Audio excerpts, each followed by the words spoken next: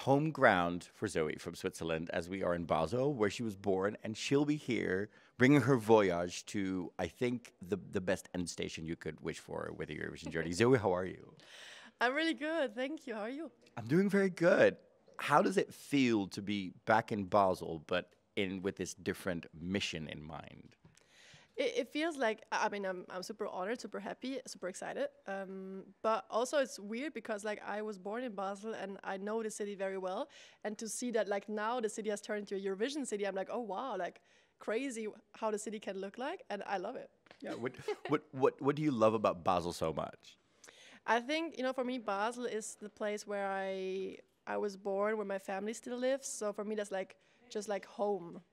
So I feel like, you know, the slogan of the contest is homecoming, but it also feels like a homecoming to me. Yeah. And so Basel is really that. It's home. Nice. What's the best place to eat here? The best place to eat? Well, I just had like a really good curry yesterday. It's just next door. Nice. So you should go there. That's a good spot. Of course, your journey here also led you to that venue for the first time. What was it like after months of rehearsing and thinking of what Voyage will look like on that stage to actually be there?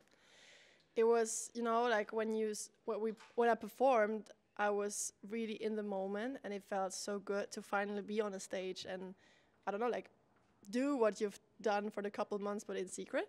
But then, I mean, it's been a long voyage until now, but it's still a voyage to the grand final because like we're still gonna adjust stuff, and I'm really excited to see how it's gonna be on the 17th. Nice. Had you already seen it with lights and everything like that, or was that also the first time when you got on that stage you went like, whoa, this is everything that we dreamed of?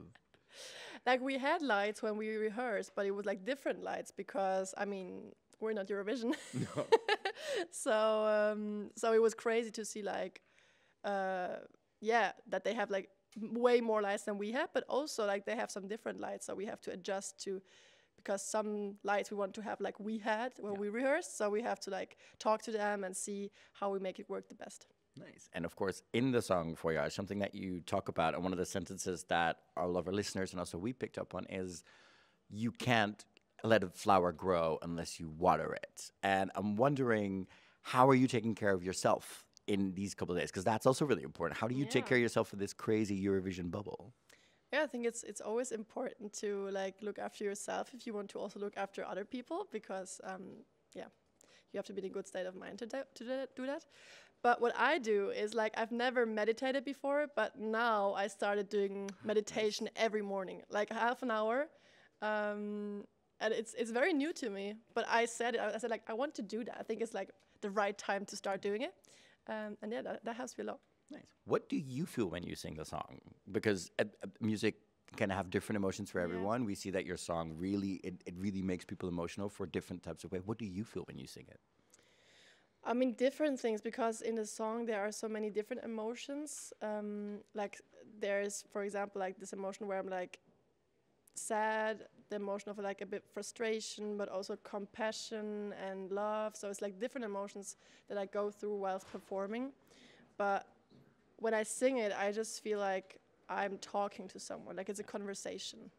And that's really nice. And part of that conversation is that beautiful dress we saw. Tell me a little bit about how that creative journey was and how you ended up with this design.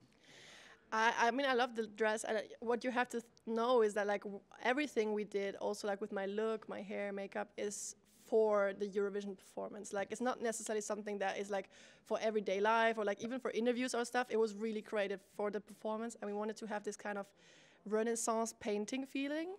And I said that I want to have my shoulders off in the dress because it's a very vulnerable song, and I feel like when you show like a bit of bare skin, it shows that you're like really like giving all that you have somehow. So that was what I wanted in a performance. And then we just, thought, what does the dress need to have in order to be perfect for all the different things that we wanted to do?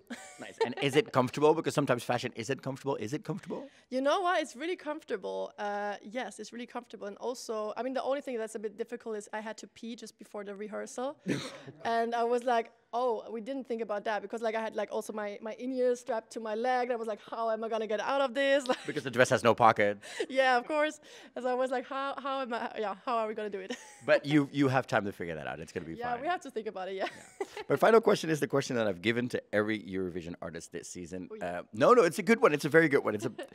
What it is what we do is I'm building the United by Music playlist because we're united by music. So every artist gets to put in their favorite song in the world.